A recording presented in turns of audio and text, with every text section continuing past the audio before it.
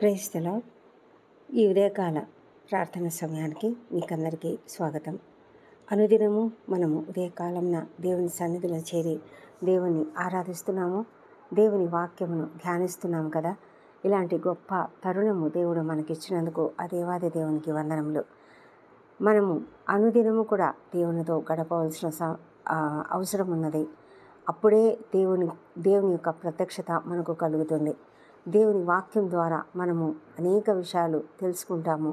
ఆయన వాక్యమును ధ్యానించడం ద్వారా మనం ఆయనతో మాట్లాడగలుగుతాము. ఆయన మనతో మాట్లాడగలుగుతాడు. ఇంత గొప్ప ధన్యత కదా. ఈ ఉదయకాలంన దేవుడు మనకు ఒక ప్రత్యేకమైన సందేశం ఇస్తున్నాడు.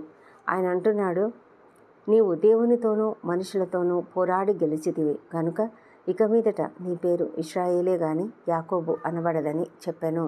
ఈ మాటలు దేవుడు యాకోబుతో చెప్తూ ఉన్నాడు. ఆదికాండము 32వ అధ్యాయము 28వ వచనంలో ఈ మాటలు ఉన్నాయి. ఆదికాండము 32వ అధ్యాయంలో మనము 22వ వచనం నుంచి 32వ వచనం వరకు చూసినట్లయితే దేవుడు యాకోబుకు ఏ విధంగా ప్రత్యక్షమయ్యాడు, యాకోబు దేవుని యొక్క సన్నిధిని ఏ విధంగా గెలుచుకోగలిగాడు, ఇదంతా కూడా రాయబడి ఉన్నది. మరి నిత్యము మనము దేవునితో సహవాసం కలిగి ఉన్నామని మనం అనుకుంటూ ఉంటాం. కానీ ఒంటరిగా ఎప్పుడైనా దేవునితో ప్రత్యేకంగా సమయం గడిపి ఆయనతో పోరాడవా? ఒక్కసారైనా మరి దేవుని యొక్క ప్రత్యక్షత మనం పొందుకున్నట్లయితే ఆ తర్వాత దేవునితో కలవడం, దేవునితో మాట్లాడడం, మనకు దేవునితో సహవాసం చేయడం అనేది చాలా నిత్యకృతమైపోతుంది.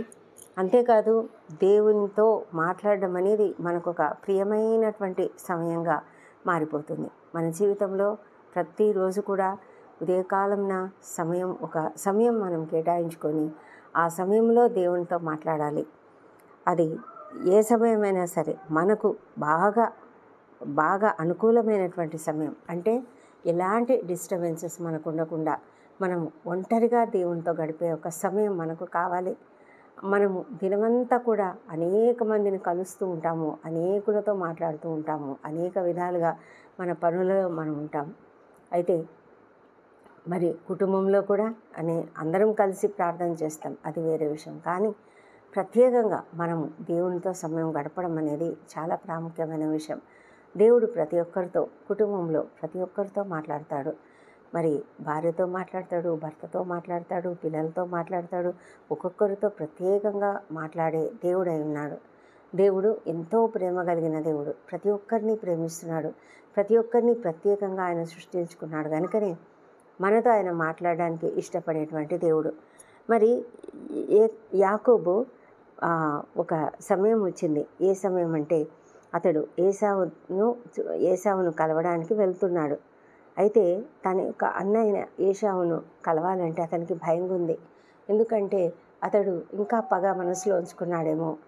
ఎప్పుడో తను ఆ ఊరు దాటి వెళ్ళే సమయానికి తను చేసినటువంటి తప్పు, తను చేసినటువంటి మోసం, దాని వలన అతడు బాగా హర్ట్ అయి ఉన్నాడు ఆ సమయంలో. కనుక ఆ పగ ఇంకా అతనిలో ఉందేమో, నేను వెళ్తే మరి అతడు నన్ను చంపేస్తాడేమో అనే ఒక భయం అతనికి ఉన్నది. యాకోబు తన అన్నయ్యన ఏశావును మోసం చేసి తనకు, అంటే ఏశావుకు రావాల్సినటువంటి ఆశీర్వాదములన్నీ కూడా ఇస్సాకు నుంచి పొందుకున్నాడు. ఆ తర్వాత మరి ఏశావుకు చాలా కోపం వచ్చింది. అతడు అన్నాడు, నా తండ్రి ఇంకా మరణానికి సమీపంగా ఉన్నాడు కదా, ఈ సమయంలో నేనేం చెయ్యను, కానీ ఒక సమయం వస్తుంది కదా, నా తండ్రి చనిపోతాడు, అప్పుడు నా తమ్ముడైన యాకోబును చంపేస్తాను అని అనుకుంటూ ఉన్నాడు, గట్టిగా ఏడుస్తూ. అప్పుడు ఆ మాటలు తల్లి విన్నది. విని ఆమె ఏం చేసిందంటే, మరి నీ అన్నయ్యన ఏశావు నేను చంపేదనని చెప్తున్నాడు, కాబట్టి నువ్వు హారానులో నా సహోదరుడైన లాబాన్ దగ్గరికి పారిపో, అక్కడ అతని కోపం చల్లారే వరకు అక్కడ ఉండి ఆ తర్వాత తిరిగి రమ్మని చెప్పాడు. ఆ తర్వాత యాకోబు బెయేర్షెబా నుండి బయలుదేరి హారాను వైపు వెళ్తూ ఒకచోట ప్రొద్దురు గుంకినప్పుడు ఒకచోట పడుకున్నాడు. ఒక రాయిని తనకు తలగడగా చేసుకుని పడుకున్నాడు. అయితే అతనికి ఒక దర్శనము, ఒక కళ కనపడింది. ఒక కళ వచ్చింది. ఆ కళలో అతనికి ఒక నిచ్చెన భూమి మీద నిలుపబడి ఉన్నది. దాని కొన ఆకాశం నంటింది. దాని మీద దేవుని దూతలు ఎక్కుచూ దిగుచూనున్నారు. ఆ తర్వాత ఆ పైన దేవుడు ఉన్నాడు. ఆయన చెప్తూ ఉన్నాడు, నేను నీ తండ్రి అయిన అబ్రహాము దేవుడను, ఇస్సాకు దేవుడైన యెహోవాను. నీవు పండుకొని ఉన్న ఈ భూమిని నీకును నీ సంతానమునకు ఇచ్చేదను అని ఒక గొప్ప వాగ్దానము విడుదల చేశాడు. నీ సంతానము భూమి మీద లెక్కకు ఇసుక రేణువుల వలె అవుతుంది. తర్వాత నీవు అంతటా, ప్రపంచమంతటా వ్యాపిస్తావు, అన్ని దిక్కులకు వ్యాపిస్తావు. నీ మూలంగా నీ సంతానము, నీ భూమి యొక్క వంశములన్నీ కూడా నీ సంతానం మూలంగా, నీ మూలంగా ఆశీర్వదింపబడతాయి అని చెప్పాడు. అప్పుడు యాకోబు నిద్ర మేల్కొని అతను అనుకున్నాడు, యెహోవా నిశ్చయంగా ఈ స్థలమందు ఉన్నాడు అని అనుకొని ఆ తర్వాత అక్కడ ఉదయాన్నే లేచినప్పుడు అక్కడ ఆ రాయిని తను తలగడగా ఏదైతే పెట్టుకున్నాడో దాని మీద, కొన మీద నూనె పోసి ఆ స్థలానికి బేతేలు అను పేరు పెట్టి అతడు అన్నాడు, నేను తిరిగి నా తండ్రి ఇంటికి క్షేమంగా వచ్చినట్లు దేవుడు నాకు తోడై ఉండి నేను వెళుచున్న ఈ మార్గంలో నన్ను కాపాడి తినుటకు ఆహారమును, ధరించుకొనుటకు వస్త్రములను నాకు దయచేస్తే యెహోవా నాకు దేవుడై ఉంటాడు. మరియు స్తంభంగా నేను నిలిపిన ఈ రాయి దేవుని మందిరం అవుతుంది అని ఆ విధంగా మొక్కుబడి చేసుకుని వెళ్ళిపోయాడు అక్కడి నుంచి. అంటే దేవుడు మొదటి నుంచి కూడా యాకోబుకు ప్రత్యక్షం అవుతూనే ఉన్నాడు. మొదటి నుంచి కూడా యాకోబుతో ఉన్నాడు. మొదటి నుంచి కూడా యాకోబును దర్శిస్తున్నాడు. మరి యాకోబుకు దేవుని యొక్క ప్రత్యక్షత అప్పుడప్పుడు ఉన్నది. అంతేకాకుండా అతడు దేవుణ్ణి అంగీకరించాడు. అంటే దేవుడు అతనికి తెలుసు. ఎందుకంటే తన తండ్రి అయిన ఇస్సాకు తండ్రి దేవుడు కదా ఆయన. ఇస్సాకు దేవుడు తన యొక్క తాత అయిన అబ్రహాం దేవుడు కాబట్టి అతనికి తెలుసు. కనుక అతడు దేవుణ్ణి ఆరాధిస్తూ ఉన్నాడు.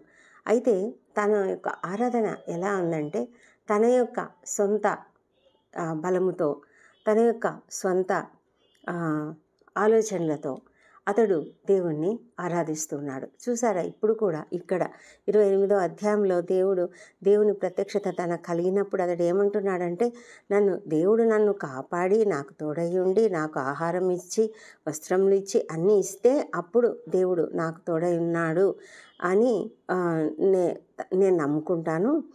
నేను స్తంభంగా నిలిపిన ఈ రాయి దేవుని మందిరం అవుతుంది. నేను నాకిచ్చు యావత్తులో 10వ వంతు తప్పకుండా నీకు చెల్లిస్తాను అని మొక్కుకున్నాడు. ఆ విధంగా అతడు తన యొక్క ఆలోచనలు, తన యొక్క తలంపులు, తన యొక్క ఉద్దేశాలతోనే దేవుణ్ణి ఆరాధిస్తున్నాడు. అంతేకాని తను నిజంగా దేవుని యొక్క ముఖదర్శనము అంటే దర్శనము అంటే నిజంగా ఆ యొక్క దేవుని యొక్క సన్నిధిని అనుభవించడం అనేది అతనికి ఇంకా తెలియదు. తర్వాత జరిగినటువంటి స్టోరీ అంతా మనకు తెలుసు కదా. అతడు వెళ్ళాడు, రాహేలును ప్రేమించాడు, ఆమెను పెళ్లి చేసుకోవాలనుకున్నాడు. కానీ మరి అతని తండ్రి ఆమె అతనికి లేయాను ఇచ్చి చేశాడు మోసపూరితంగా. అంటే అతనికి తెలియదు, పెళ్ళి అయిపోయింది. ఆ తర్వాత చూశాడు అతను, అంతవరకు అతనికి తెలియదు. మరి తర్వాత ఆమె కొరకు, రాహేలు కొరకు మళ్ళీ ఇంకా 7 సంవత్సరములు, ఆ విధంగా ఎన్నో సంవత్సరాల పాటు అతడు లాబానుకు పని చేసి మరి అనేక విధాలుగా మోసపుచ్చబడ్డాడు. మరి అతనికి సరైనటువంటి జీతం అతను ఇవ్వలేదు. మరి అతని యొక్క యాకోబు యొక్క పశు సంపద అయితే బాగా పెరుగుతూ వచ్చింది.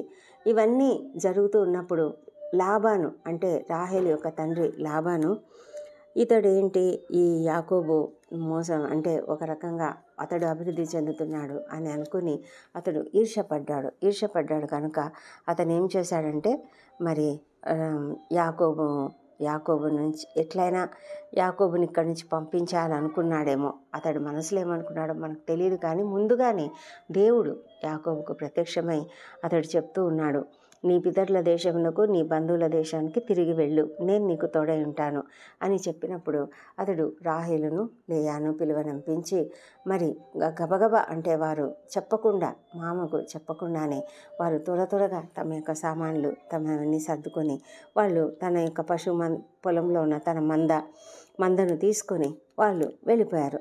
వెళ్ళిపోయినప్పుడు ఇంకా తండ్రి వెంటబడి ఆ తర్వాత వారిని పట్టుకోవడం జరిగింది. ఆ తర్వాత వారితో కొంచెం గొడవ జరిగింది. మరి ఏది ఏమైనప్పటికీ కూడా యాకోబు అయితే దాటుకొని రావడం జరిగింది. యాకోబుని బట్టి దేవుడు లాబానుకు కూడా కలలో కనిపించి యాకోబుతో జాగ్రత్త అని చెప్పాడు. ఆ విధంగా దేవుడు ప్రతి విషయంలో కూడా ఇన్వాల్వ్ అవుతూ వస్తున్నాడు. యాకోబు జీవితాన్ని మరి సరైనటువంటి రీతిలో మలచడానికి దేవుడు ఎంతగానో మరి తన వంతు చేస్తూ ఉన్నాడు. ఎందుకంటే దేవుడు అతన్ని ఎన్నుకున్నాడు కదా. యాకోబు ఇశ్రాయేలుగా తర్వాత పిలువబడ్డాడు. అయితే మరి అందుకొరకు దేవుడు అతనిని ప్రత్యేకంగా శ్రద్ధతో చూసుకుంటూ ఉన్నాడు.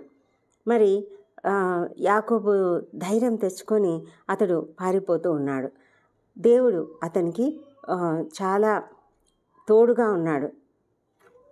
అయితే యాకోబుకున్న భయమంతా కూడా ఏంటంటే ఏశావు తనని ఏం చేస్తాడో అని. అయితే అతడు దేవునిని ప్రార్థన చేస్తూ ఉన్నాడు.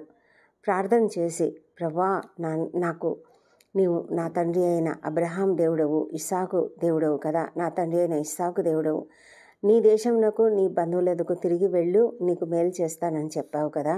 అయితే మరి నేను ఏమాత్రము పాత్రుడిని కాను. నీవు ఇన్ని ఉపకారములు నాకు చేశావు, కానీ నేను అపాత్రుడను.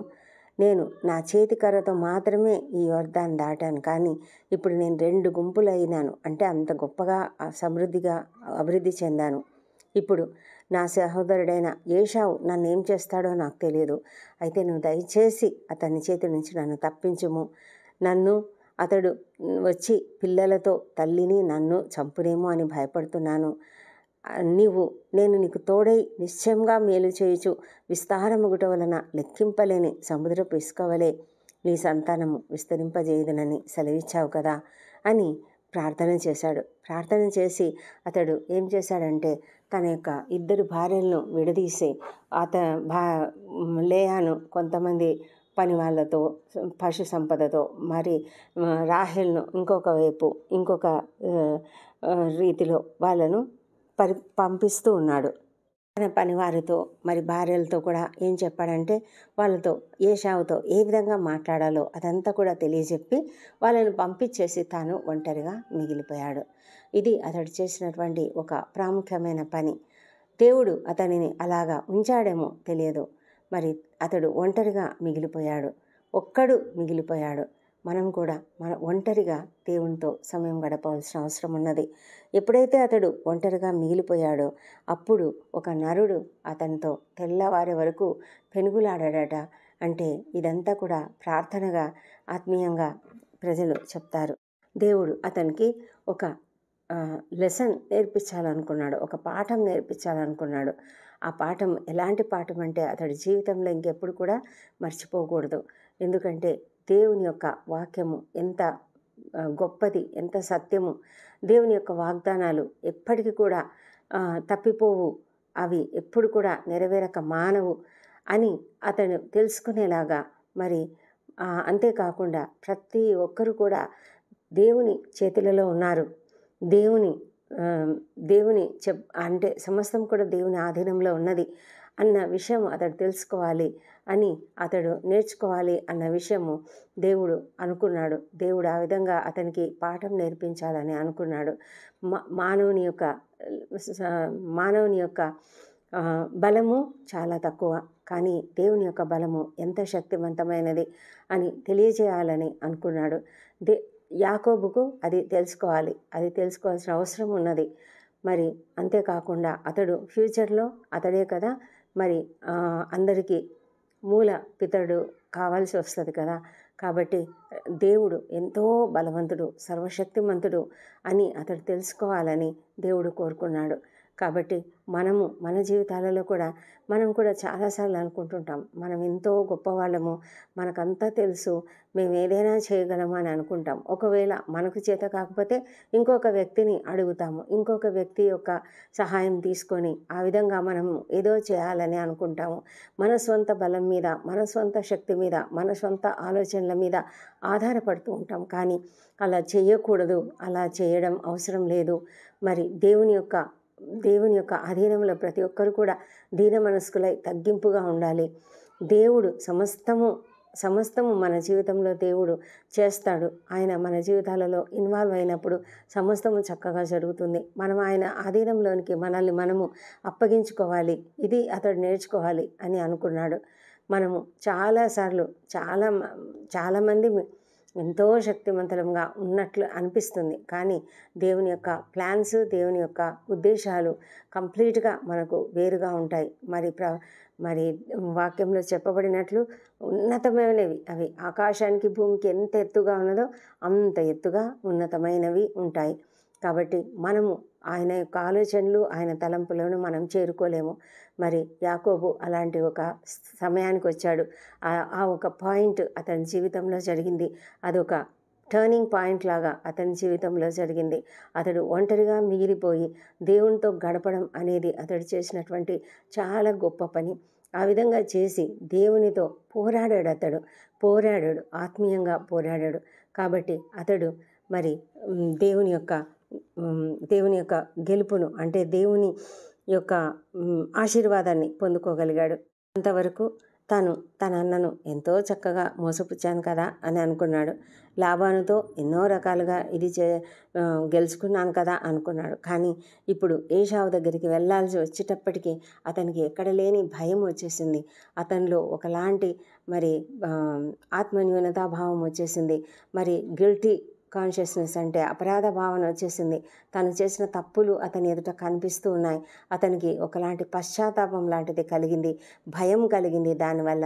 అందువల్ల అతడు బహుశా అతడు దేవుని సన్నిధిలో అతడు పశ్చాత్తాపడినట్టున్నాడు. అందుకే కదా ఆ ముందు చేసిన ప్రార్థనలో కూడా అదే చేస్తాడు. అతడు ఒప్పుకున్నాడు, అన్నిటికి కూడా నేను అపాత్రుడను, నేను నిజంగా నాకు శక్తి లేదు, నాకు చేత కాదు, కానీ నీవే నాకు సమస్తము చేయగలవు, నేనైతే అయోగ్యం అని అతడు తెలుసుకున్నాడు. కనుక అతడు దీనత్వము అతనిలోనికి వచ్చేసింది. అతని హృదయంలో తగ్గింపు భావన అనేది అతనికి వచ్చింది. ఒకవైపు అన్న చంపేస్తాడేమో అన్న భయము, మరొక వైపు తనలో ఆ అపరాధ భావన, దానివలన వచ్చినటువంటి పశ్చాత్తాపము, ఇవన్నీ కలిసి అతనిలో ఒక విధమైన పశ్చాత్తాప భావన కలిగించాయి. కనుక అతడు ప్రార్థించడం మొదలుపెట్టాడు. తనను తాను నమ్ముకోవడం, తనపైన తాను అత్యధికంగా విశ్వాసం ఉంచుకొని తనపైన తాను ఆధారపడడం అనే పరిస్థితిని మానుకొని తాను దేవునిపైన ఆధారపడడం మొదలుపెట్టాడు. అతడు రాత్రంతా కూడా ఆ దేవునితో నరుడుగా వచ్చాడు దేవుడు. మరి అతనితో పోరాడుతూ ఉన్నాడు, పెనుగులాడుతూ ఉన్నాడు. రాత్రంతా పోరాడాడు యాకోబు. మరి చివరికి తనతో పోరాడుతున్నటువంటి వ్యక్తిని గట్టిగా పట్టుకున్నాడు, అసలు వదలకుండా అతడు ఏం చెప్తున్నాడంటే, నీవు నన్ను ఆశీర్వదిస్తేనే కానీ నేను పోనివ్వను అని చెప్తున్నాడు.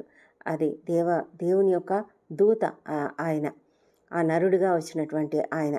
కనుక ఆయన ఏం చేశాడంటే యాకోబు యొక్క తొడగూటి మీద కొట్టాడంట. కనుక అతడు బాగా తొడగూడు వసిలిపోయిందట. యాకోబుకు అప్పటికి బాగా అర్థమైంది ఏంటంటే, తన యొక్క సొంత బలంతో ఏది కూడా గెలవలేడు, తన సొంత బలంతో ఏమీ చేయలేడు. దేవుని యొక్క శక్తి, దేవుని యొక్క ఆశీర్వాదం తనకుంటేనే తప్ప తను ఈ లోకంలో ఇక ఎవరిని కూడా జయించలేడు అన్న విషయం అతనికి అర్థమైంది. ఎప్పుడైతే యాకోబు తనను ఆశీర్వదించమని అడిగాడో అప్పుడు దేవుడు అతనిని, నీ పేరు ఏమిటి అని అడిగాడు. అతడు యాకోబు అని చెప్పినప్పుడు దేవుడు అన్నాడు, నీవు దేవునితోనూ మనుషులతోనూ పోరాడి గెలిచితివి కనుక ఇక మీదట నీ పేరు ఇశ్రాయేలే కానీ యాకోబు అనబడదు అని చెప్పాడు. అంటే ఇశ్రాయేలు అంటే ఏంటి? దేవునితో పోరాడువాడు అని అర్థము. ఇక మీదట నీ పేరు ఇశ్రాయేలు అని చెప్పాడనమాట. ఆ విధంగా యాకోబు తన పేరు అతని పేరు అలా మార్చబడింది. ఇసాకు గర్భంలో పుట్టినటువంటి యాకోబుకు మొదటి నుంచి కూడా, పుట్టిన నాటి నుంచి కూడా దేవుడు తెలుసు.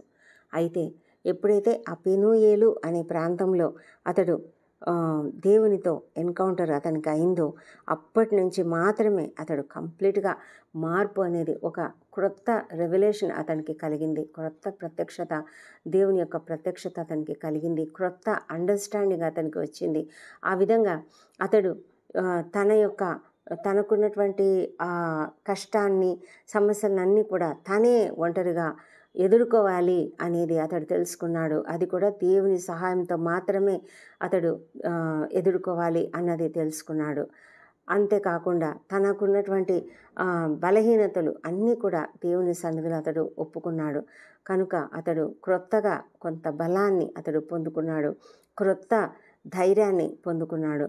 తన బలహీనతని పక్కన పెట్టి దేవుని యొక్క బలాన్ని పొందుకోవడానికి అతడు అర్థం చేసుకున్నాడు. దేవునికే సమస్త ఘనత, మహిమ ఆపాదించాలి అనేది కూడా అతనికి అర్థమైంది. దేవుని నుంచి ఆశీర్వాదాలు పొందుకుంటే మన సొంత ఆలోచనలు, మన సొంత తలంపులు, మన సొంత స్కీమ్స్ ఏ విధంగా వేసుకుంటాం కదా, మన యొక్క ప్లాన్స్ ఏవో వేసుకుంటాం, అవన్నీ కూడా పనికిరావు. దేవుని యొక్క అమూల్యమైనటువంటి, అద్భుతమైనటువంటి ప్రేమలో, కృపలో సమస్తము కూడా ఆయన శక్తి చేత, ఆయన బలం చేత అద్భుతంగా, విజయవంతంగా మారతాయి, నెరవేరుతాయి అని అతనికి అర్థమైంది.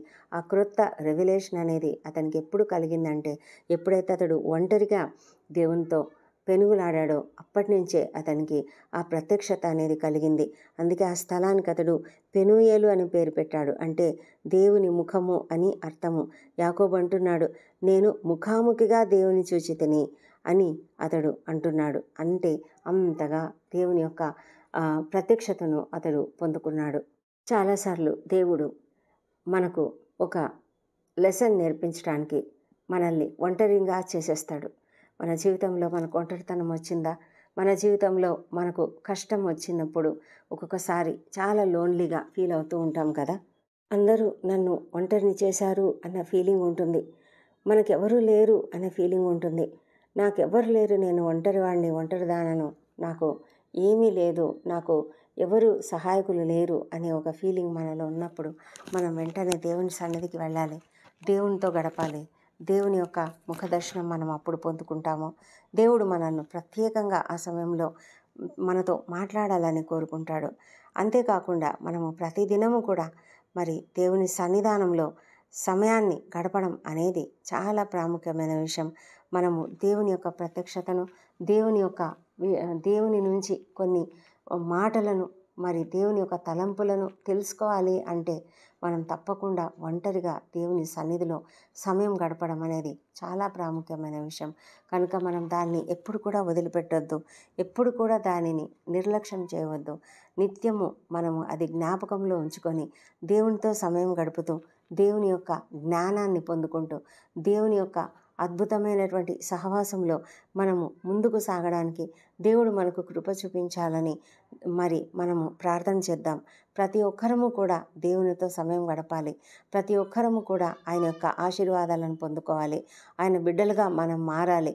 ఆయన యొక్క జ్ఞానమును, ఆయన యొక్క తెలివిని, ఆయన యొక్క సమస్తమైనటువంటి శక్తిని మనం పొందుకోవాలంటే ఆయనతో ప్రత్యేకమైనటువంటి సమయాన్ని గడపడం అనేది మనకు ఎంతో ప్రాముఖ్యమైనది. మరి అలాంటి సమయం మనకు దేవుడు ఇవ్వాలని, మనం అలాంటి గొప్ప కృపను మనం కలిగి ఉండాలని దేవుణ్ణి ప్రార్థిద్దాం. దేవుడి కృపావర్తను దీవించునుగాక. ప్రార్థన చేసుకుందామా? పరిశుద్ధమైన సర్వశక్తిమంతుడ, దయామయుడవు, కృపామయుడవైన తండ్రి, నీకు వందనములు, స్తోత్రములు ప్రభా. ఇదే కాలమున మీరు ఇచ్చిన చక్కటి కృపావార్తను బట్టి నీకు వందనాలు ప్రభా. అవును తండ్రి, మరి మీరు మమ్మల్ని మాతో మాట్లాడాలని కోరుకునే దేవుడు, ఒంటరిగా మాతో గడపాలని కోరుకునే దేవుడు, మాకు నీ యొక్క తలంపులు తెలియజేయాలని కోరుకునే దేవుడు ప్రభా. నీ యొక్క అద్భుతమైన ప్రణాళికను మాకు చూపించాలని కోరుకునే దేవుడు మా తండ్రి. మరి మమ్మలను, మా మార్గమును తెలియజేయాలని కోరుకునే దేవుడు తండ్రి. మీ యొక్క ఆశీర్వాదములను మాకు ఇవ్వాలని కోరుకునే దేవుడు మా తండ్రి. ఇలాంటి గొప్ప దేవుడు నీవు ఉండగా ప్రభానైనా మేము అనేక మార్లు మేము ఒంటరిగా నీతో గడపాల్సిన సమయాన్ని వృధా చేస్తూ ఉంటాం తండ్రి. ప్రభా సమయాన్ని మేము ఇంకొక దేనికైనా మరి ఈ లోకపు సంబంధమైన విషయాలకి వెచ్చిస్తూ తండ్రి నీతో సమయం గడపకుండా మేము నిర్లక్ష్యం చేస్తున్నాము. ఆ విషయంలోనైనా మమ్మల్ని దయచేసి క్షమించండి తండ్రి. మా జీవితాలలో మాకున్నటువంటి ఆ బలహీనత నుంచి మాకు విడుదల దయచేసి మేము నిత్యము నీతో సన్నిహిత సంబంధం కలిగి నీతో సమయం గడిపే ఆ ఒంటరితనం అనేది మాకు అనుగ్రహించండి ప్రభా. ఒంటరిగా మేము ఉన్నప్పటికీ కూడా మాకెప్పుడు భయం లేదు, ఎందుకంటే నువ్వు మాతో ఉంటావు, మాతో మాట్లాడతావు దేవా. నీకే వందనములు స్తోత్రములు మా తండ్రి దేవా. ఈ దినమంతా మాకు తోడై ఉండండి, మమ్మల్ని నడిపించండి. మా ప్రయత్నాలు అన్నీ కూడా సఫలం చేయండి. ఇది మా ఉద్యోగ జీవితాలలో మాకు తోడైందండి. మా ప్రార్థనలు ఆలకించండి, మా అపరాధములను క్షమించండి. ఇతరులు మాడలా చేసిన అపరాధములను మేము కూడా క్షమిస్తున్నాము మా తండ్రి. ఈ దినమంతా మా ప్రయాణాలలో మాకు క్షేమమును భద్రతను అనుగ్రహించి ఉద్యోగ జీవితాలలో మేము చేయవలసినవి ఏమేమి చేయవలనో, ఎలాంటి మాటలు ఎవరితో మాట్లాడవలనో ప్రభా, ఏ విధంగా నడుచుకోవాలనో సమస్తమును కూడా మాకు తెలియజేయమని ప్రార్థన చేస్తున్నాం మా తండ్రి దేవ. కృపతో కనికరించి మమ్మల్ని అందరినీ కూడా నడిపించండి తండ్రి. 10th క్లాస్ ఎగ్జామ్స్ రాస్తున్నటువంటి ప్రతి బిడ్డను కూడా మీరు జ్ఞాపకం చేసుకోనండి. వారికి మంచి తెలివిని, జ్ఞానంను, జ్ఞాపకశక్తిని అనుగ్రహించండి ప్రభా. 2 తెలుగు రాష్ట్రాలలో జరుగునైనటువంటి ఆ ఎగ్జామ్స్లో మరి అదేవిధంగా ఇంటర్మీడియట్ పరీక్షలు రాయబోతున్నటువంటి వారిని ప్రతి ఒక్కరిని కూడా మీరు జ్ఞాపకం చేసుకొని బిడ్డలకు మంచి జ్ఞానం అనుగ్రహించండి, తెలివిని అనుగ్రహించండి, జ్ఞాపక శక్తులు అనుగ్రహించండి, టైం మేనేజ్మెంట్ అనుగ్రహించండి ప్రభా. మరి వారిని ఏ విధంగా కూడా మరి అనారోగ్యం పాలు కాకుండా తండ్రి జాగ్రత్తగా కాపాడండి. ఎండ దెబ్బ తగలకుండా వారిని కాపాడండి. వారి ప్రాణాలలో క్షేమమును, భద్రతను అనుగ్రహించండి ప్రభానైనా. మరి వారి పరీక్షలన్నీ కూడా జయప్రదంగా చక్కగా వ్రాసి మంచి ఉత్తీర్ణత పొందుకోవడానికి సహాయం చేయమని కూడా ప్రార్థన చేస్తున్నాం. ఆల్రెడీ ముగించినటువంటి వారికి మంచి ఉత్తీర్ణత అనుగ్రహించమని ప్రార్థిస్తున్నాం ప్రభా. తండ్రి నీ దయ, నీ సన్నిధి, నీ తోడు ప్రతి ఒక్కరికి దయచేయమని ప్రార్థిస్తున్నాము మా తండ్రి దేవ. మరి ఈ దినం ఇంటర్వ్యూలకు హాజరవుతున్న వారికి తప్పకుండా విజయం అనుగ్రహించండి మా ప్రభా. ఉద్యోగాలు లేని వారికి ఉద్యోగాలు దయచేయండి. వివాహ ప్రయత్నం చేస్తున్నటువంటి వారికి సఫలత అనుగ్రహించమని ప్రార్థిస్తున్నాం ప్రభా. మా తండ్రి దేవ, ప్రతి ఒక్కరు కూడా నిరీక్షణతో ప్రార్థన చేసి కృపను దయచేయండి. సంతానం కొరకు ఎదురు చూసిన బిడ్డలను దీవించి వారికి చక్కటి సంతానం అనుగ్రహించండి తండ్రి. మా ప్రభా, నీవు సమస్తము చేయగలవు, నీకు అసాధ్యమైనది ఏదీ లేదు మా తండ్రి దేవ. మరి గర్భిణీ స్త్రీలను ఆశ్రయించి వారికి సుఖమైన ప్రసవం అనుగ్రహించండి ప్రభా. కుటుంబాలలో సఖ్యత, సమాధానము, శాంతిని అనుగ్రహించి ప్రతి ఒక్కరు కూడా సంతోషకరమైన జీవితం జీవించడానికి సహాయం చేయమని ప్రార్థిస్తున్నాము మా ప్రభా తండ్రి. మరి అనారోగ్యంతో బాధపడుతున్న ప్రతి ఒక్కరిని స్వస్థపరచండి తండ్రి. ఎంతోమంది నాయన ప్రభా మరి హాస్పిటల్స్లో ఉంటూ ఎంతో భయంకరమైన వ్యాధులతో నాయన బాధపడుతున్నారు నాయన. మీరు స్వస్థపరిచే దేవుడు, తప్పకుండా స్వస్థపరచమని ప్రార్థిస్తున్నాము. ముఖ్యంగా ప్రభా సర్జరీలో గుండా వెళ్తున్నటువంటి వారికి కావాల్సిన శక్తిని, బలం అనుగ్రహించి త్వరగా కోలుకోవడానికి సహాయం చేయండి. అదేవిధంగా ప్రభా ఎవరైతే నైనా మరి కీమోథెరపీలో గుండా, డయాలసిస్లో గుండా వెళ్తున్నారో వారికి కూడా తగిన సహాయం అనుగ్రహించి నాయన ఇక మీదట అలాంటి పరిస్థితి, అవసరత రాకుండా వారిని క్షేమంగా కాపాడమని వేడుకొంచున్నాం ప్రభా తండ్రి. నైనా వారికి మరి స్వస్థత దయచేయమని వేడుకొంచున్నాం తండ్రి. భయంకరమైన వ్యాధులతో మరి క్యాన్సర్ వ్యాధులతో బాధపడుతున్నటువంటి వారు మా ప్రభా, అలాంటి వారిని మీరు దయ ఉంచి స్వస్థపరచమని ప్రార్థిస్తున్నాం ప్రభా తండ్రి. మరి మీరు బాగు చేయలేని వ్యాధి అంటూ ఏదీ లేదు తండ్రి. ప్రతి ఒక్కరిని దర్శించండి, వారికి సహాయం చేయమని ప్రార్థిస్తున్నాం. మా దేశమంతటా నీ పరిశుద్ధాత్మను కుమ్మరించిన ప్రతి ఒక్కరిని నేను తెలుసుకొనగలిగే కృపను దయచేయండి. అన్యాయాలు, అక్రమాలు జరుగుతున్నాయి ప్రభా, దయ ఉంచి సరిచేయండి తండ్రి దేవా. మరి పరిపాలకులను, అధికారులను, ఉద్యోగులను ప్రతి ఒక్కరు కూడా నీతిగా, నిజాయితీగా పనిచేయడానికి సహాయం చేయమని ప్రార్థిస్తున్నాం ప్రభా. మా తండ్రి ప్రపంచమంతటా శాంతి, సమాధానం అనుగ్రహించండి. యెరూషలేమును దీవించండి, వారి నగరంలో క్షేమమును, వారి ప్రాకారంలో నెమ్మదిని దయచేయండి ప్రభా. అప్పుల బాధ, ఆర్థిక ఇబ్బందులతో బాధపడుతున్న ప్రతి ఒక్కరికి నాయన మీ యొక్క సహాయం అనుగ్రహించి స్వస్థత, వారికి కావాల్సిన విడుదల దయచేయమని ప్రార్థిస్తున్నాం. రక్షణ లేని ప్రతి ఒక్కరూ రక్షణ పొందుకున్నట్టుకు సహాయం చేయండి. వ్యసనములకు గురైనటువంటి వారు విడుదల పొందుకునేలాగా కృప చూపించమని ప్రార్థిస్తున్నాం తండ్రి. దేవా ఈ దినం బర్త్డేలు వివాహ దినం జరుపుకుంటున్న బిడ్డలు దీవించండి. గడిచిన సంవత్సరం అంతా వారికి చేసిన ప్రతి మేలును బట్టి వందనములు. రాబోయే సంవత్సరంలో ఇంకా అధికమైన మేలులను వారికి అనుగ్రహించమని ప్రార్థిస్తున్నాము. మా తండ్రి దేవా, మా ప్రార్థనలన్నీ మీరు అంగీకరించి జవాబులు ఇచ్చినందుకు నీకు వందనములు. ఈ ప్రార్థనలన్నీ మా ప్రభువును మా ప్రియ రక్షకుడునైన యేసుక్రీస్తు అత్యంత శక్తిగల నామంలో అడిగి పొంది ఉన్నామని నమ్ముతూ నీకు స్తోత్రం చెల్లిస్తున్నాం తండ్రి. ఆమెన్. ఆమెన్.